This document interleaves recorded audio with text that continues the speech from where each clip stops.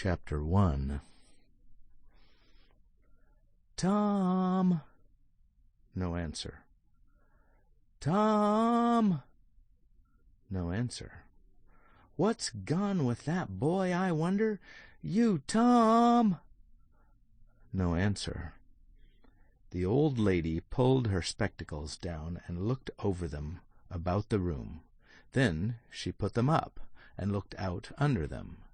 She seldom or never looked through them for so small a thing as a boy. They were her state pair, the pride of her heart, and were built for style, not service. She could have seen through a pair of stove lids just as well.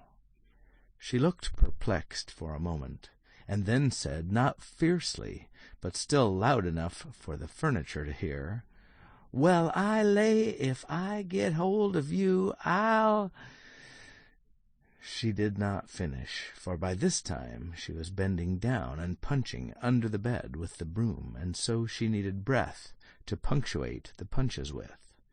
She resurrected nothing but the cat. "I never did see the beat of that boy." She went to the open door and stood in it and looked out among the tomato vines and jimpson weeds that constituted the garden. No Tom. So she lifted up her voice at an angle calculated for distance and shouted, "You, Tom!" There was a slight noise behind her, and she turned, just in time to seize a small boy by the slack of his roundabout and arrest his flight. "There! I might have thought of that closet. What have you been doing in there?" "Nothing." "Nothing? Look at your hands, and look at your mouth. What is that truck?" "I don't know, Aunt." "Well, I know. It's jam. That's what it is. 40 times I've said, if you didn't let that jam alone, I'd skin you. Hand me that switch." The switch hovered in the air. The peril was desperate. "My, look behind you, Aunt!" The old lady whirled round and snatched her skirts out of danger. The lad fled on the instant, scrambled up the high board fence, and disappeared over it. His Aunt Polly stood surprised a moment, and then broke into a gentle laugh. "Hang the boy! Can't I never learn anything? Ain't he played me tricks enough like that for me to be looking out for him by this time? But old fools is the biggest fools there is. Can't learn an old dog new tricks, as the sayin' is. But my goodness, he never plays them alike 2 days, and how is a body to know what's comin'? He 'pears to know just how long he can torment me before I get my dander up, and he knows if he can make it out to put me off for a minute or make me laugh, it's all down again and I can't hit him a lick. I ain't doin' my duty by that boy, and that's the Lord's truth, goodness knows. Spare the rod and spile the child, as the good book says. I'm a-layin' up sin and suffering for us both, I know. He's full of the old scratch, but laws o' me, he's my own dead sister's boy, poor thing, and I ain't got the heart to lash him somehow. Every time I let him off, my conscience does hurt me so, and every time I hit him, my old heart most breaks. Well a well, man that is born of woman is of few days and full of trouble, as the Scripture says, and I reckon it's so. He'll play hooky this evening, and that's southwestern for afternoon. I'll just be obleeged to make him work tomorrow to punish him. It's mighty hard to make him work Saturdays, when all the boys is having holiday, but he hates work more than he hates anything else, and I've got to do some of my duty by him, or I'll be the ruination of the child."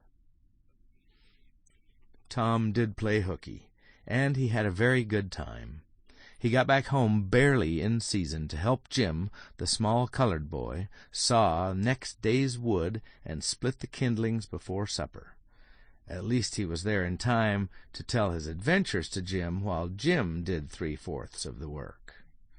Tom's younger brother, or rather half-brother Sid, was already through with his part of the work, picking up chips, for he was a quiet boy, and had no adventurous, troublesome ways. While Tom was eating his supper and stealing sugar as opportunity offered, Aunt Polly asked him questions that were full of guile, and very deep, for she wanted to trap him into damaging revealments. Like many other simple-hearted souls, it was her pet vanity to believe she was endowed with a talent for dark and mysterious diplomacy, and she loved to contemplate her most transparent devices as marvels of low cunning. Said she, "Tom, it was middling warm in school, warn't it?" "Yes'm." "Powerful warm, warn't it?" "Yes'm." "Didn't you want to go in a-swimming, Tom?" A bit of a scare shot through Tom, a touch of uncomfortable suspicion. He searched Aunt Polly's face, but it told him nothing. So he said, "No'm, well, not very much." The old lady reached out her hand and felt Tom's shirt and said, "But you ain't too warm now, though." And it flattered her to reflect that she had discovered that the shirt was dry without anybody knowing that was what she had in her mind. But in spite of her, Tom knew where the wind lay now, so he forestalled what might be the next move. "Some of us pumped on our heads. Mine's damp yet, see?" Aunt Polly was vexed to think that she had overlooked that bit of circumstantial evidence and missed a trick. Then she had a new inspiration. "Tom, you didn't have to undo your shirt collar where I sewed it to pump on your head, did you? Unbutton your jacket." The trouble vanished out of Tom's face. He opened his jacket. His shirt collar was securely sewed. "Bother! Well, go along with you. I'd made sure you'd played hooky and been a-swimming, but I forgive you, Tom. I reckon you're kind of a singed cat, as the saying goes, better'n you look. This time." She was half sorry her sagacity had miscarried, and half glad that Tom had stumbled into obedient conduct for once. But Sidney said, "Well, now, if I didn't think you sewed his collar with white thread, but it's black." "Why, I did sew it with white. Tom!" But Tom did not wait for the rest. As he went out the door, he said, "Siddy, I'll lick you for that."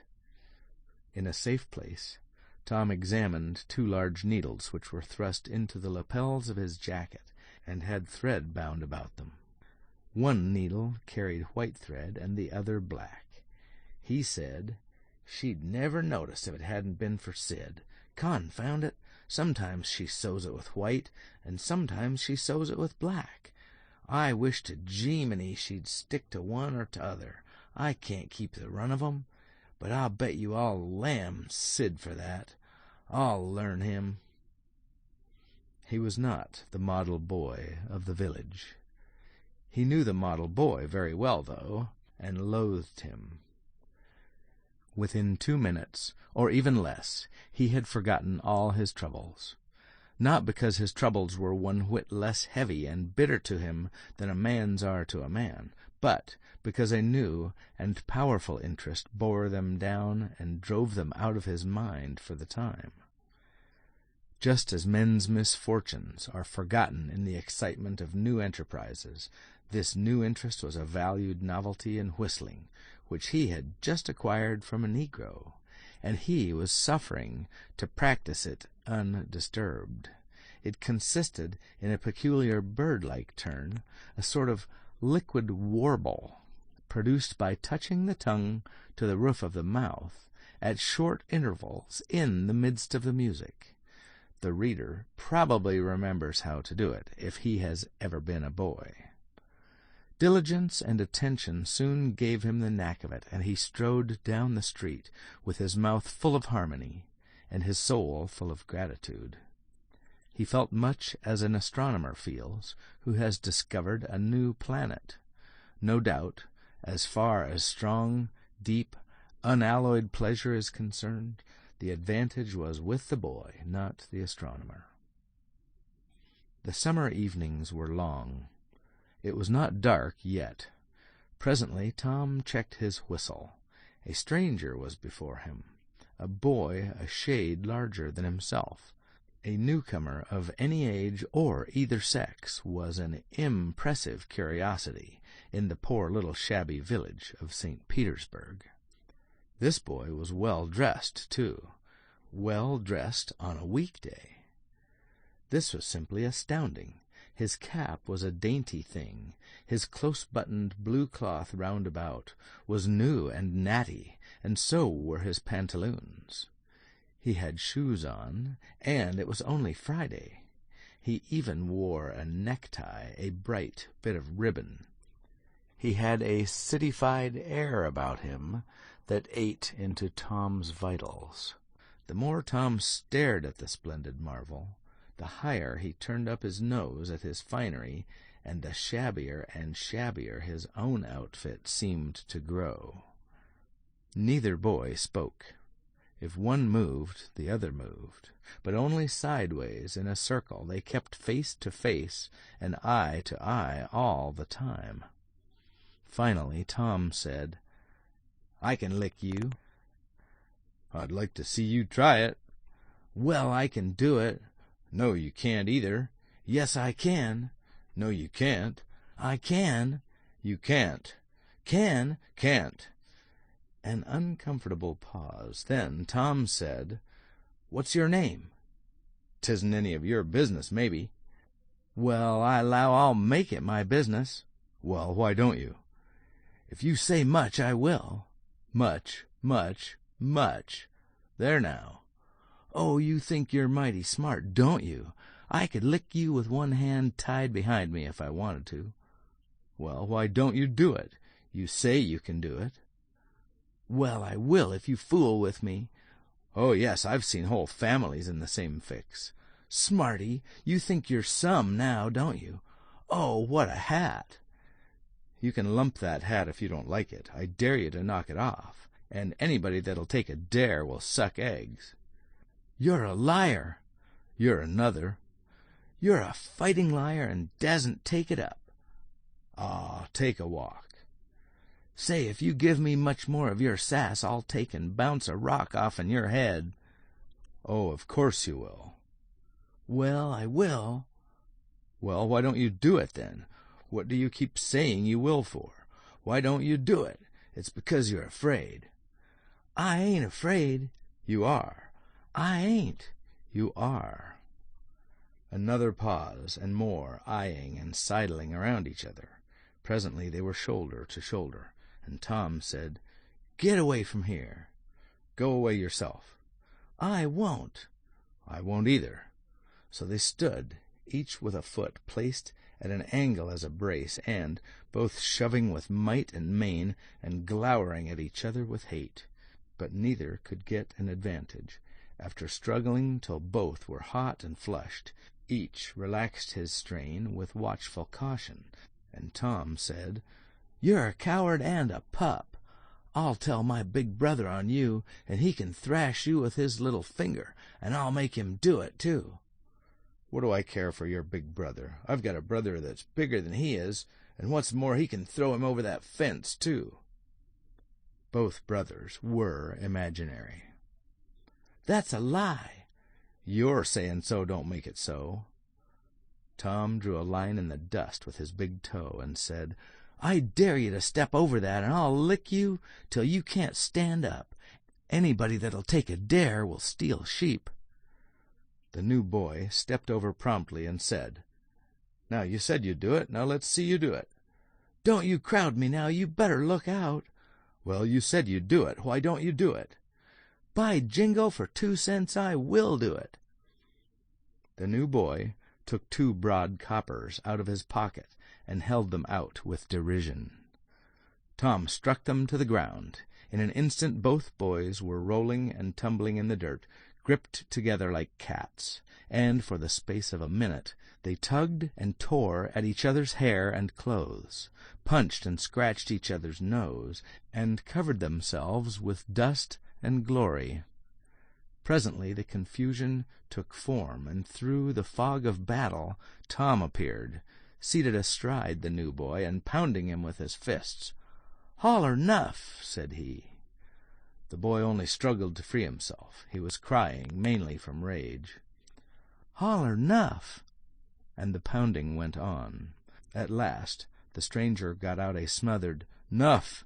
and Tom let him up and said, "Now that'll learn you. Better look out who you're foolin' with next time." The new boy went off, brushing the dust from his clothes, sobbing, snuffling, and occasionally looking back and shaking his head, and threatening what he would do to Tom the next time he caught him out. To which Tom responded with jeers, and started off in high feather, and as soon as his back was turned, the new boy snatched up a stone, threw it, and hit him between the shoulders, and then turned tail and ran like an antelope. Tom chased the traitor home, and thus found out where he lived. He then held a position at the gate for some time, daring the enemy to come outside. But the enemy only made faces at him through the window and declined. At last the enemy's mother appeared, and called Tom a bad, vicious, vulgar child, and ordered him away. So he went away, but he said he 'lowed to lay for that boy. He got home pretty late that night, and when he climbed cautiously in at the window, he uncovered an ambuscade in the person of his aunt. And when she saw the state his clothes were in, her resolution to turn his Saturday holiday into captivity at hard labor became adamantine in its firmness.